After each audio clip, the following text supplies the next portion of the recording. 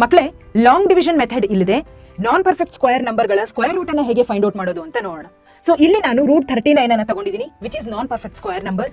ಈಗ ಇದರ square root ಅನ್ನ ಫೈಂಡ್ ಔಟ್ ಮಾಡೋದಕ್ಕೆ ನಾನು ಈ ಒಂದು ಫಾರ್ಮುಲಾನ ಬಳಸ್ತಿದ್ದೀನಿ, that is n plus x minus n square divided by 2n.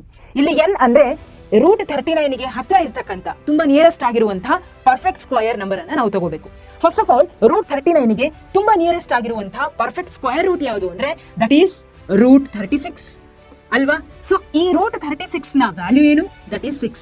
ಹಾಗಿದ್ರೆ ಈ 6 ನಮ್ಮ ಎನ್ ವ್ಯಾಲ್ಯೂ, ಇದು ನಮ್ಮ n value.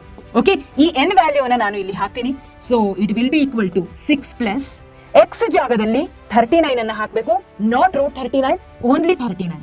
So 39 minus n square. So n square ಅಂದ್ರೆ 6 square, that is 36 divided by 2 into n. N ಅಂದ್ರೆ ಅಗೇನ್ 6.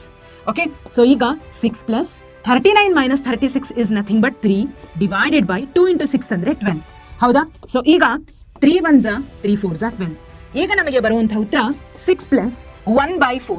1/4 ನ value ಎಷ್ಟು ಬರುತ್ತೆ ಅಂದ್ರೆ 0.25 ಬರುತ್ತೆ. ಹಾಗಿದ್ರೆ ನಮ್ಮ ಉತ್ತರ ಏನು? 6.25 ಇಸ್ ದ ಫೈನಲ್ ಆನ್ಸರ್.